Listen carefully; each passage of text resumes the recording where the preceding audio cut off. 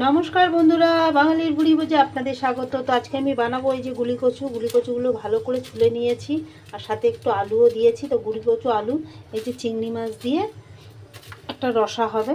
তো আগে আমি কড়া বসিয়ে দিয়েছি, কড়ার মধ্যে আমি এবার তেল দিয়ে দেব, দিয়ে গুলিকচু আলুটা আগে একটু ভেজে নেব। গরম হয়ে গেছে, এবার আমি কচু আলুটা দিয়ে দেবো। কচুটা আলুটা আমি কিন্তু সুন্দর করে ভেজে নেব। এর মধ্যে আমি হয়তো সামান্য একটু হলুদ দিয়ে দেবো, আর কিছুটা পরিমাণ মতো নুন দিয়ে দেবো, যতটা লাগবে। দিয়ে আমি নুনটা ভালো করে ভেজে নেব। কচুটা আমার খুব সুন্দর করে ভাজা হয়ে গেছে, একদম লাল লাল করে ভেজে নিয়েছি। এবার একটু কাঁচা লঙ্কা দিয়ে দেবো, অল্প সামান্য একটু টেস্টের জন্য লঙ্কার গুঁড়ো দেবো। একটু ঝাল ঝাল হলে তো কচু ভালোই হবে খেতে।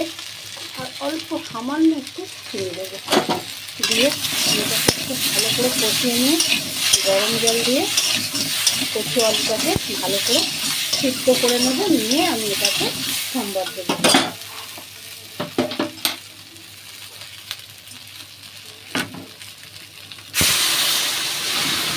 কচু আলুটা আমি ভালো করে সিদ্ধ করে নেব। এটা আমি একটু ভেজে নেব। কড়া গরম হয়ে গেছে, কচুটা আমি নামিয়ে নিয়েছি। এবার সম্বার দেবো। তো আগে চিংড়িটা একটু ভেজে নেব, নিয়ে তারপর আমি সম্বার দেওয়ার জন্য আমি তেল বসিয়ে দিয়েছি। শুকনো লঙ্কা দেবো, তেজপাতা দেবো, আর একটু গোটা জিরে ফোড়ন দেবো। ফোড়নটা একটু ভাজাভাজি করে নেব,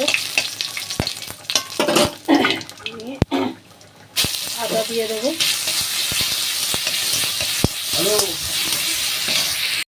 ভাজা ভাজা হয়ে গেছে, এবার আমি এটা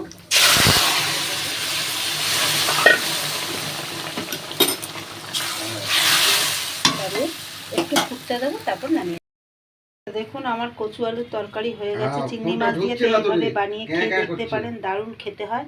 তো রেসিপিটা ভালো লাগলে লাইক, কমেন্ট, শেয়ার, সাবস্ক্রাইব করবেন। তো চলুন পরের ভিডিওতে আবার দেখা হবে।